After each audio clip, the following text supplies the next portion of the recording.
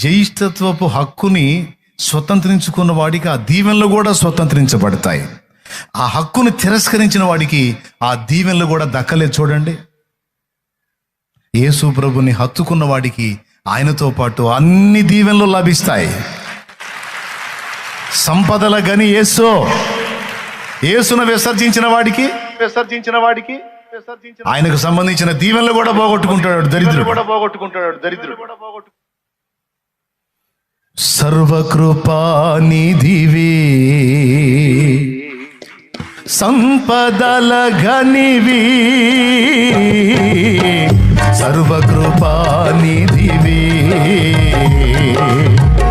సంపదల ఘనివి, సకలము చేయగలని వైపేనా కన్నులేతి చూచెదా.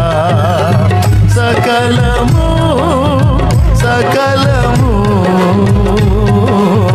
సకలము సకలము చేయగలని వైపేనా కన్నులేతి చూచెదా. హల్లెలూయా, హల్లెలూయా. పాటలకు ఎక్కువ టైం లేదు, అందుకే మాటలు ఉన్నాయి. అందుకని దేవునికి స్తోత్రం. యేసుని కలిగి ఉన్నవాడు ఆ దీవెనలు కూడా స్వతంత్రించుకుంటాడు. యేసును వదిలేసుకున్నవాడు సంపదల మూట, సంపదల గని అయినటువంటి యేసును వదులుకున్నవాడు అవన్నీ పోగొట్టుకుంటాడు.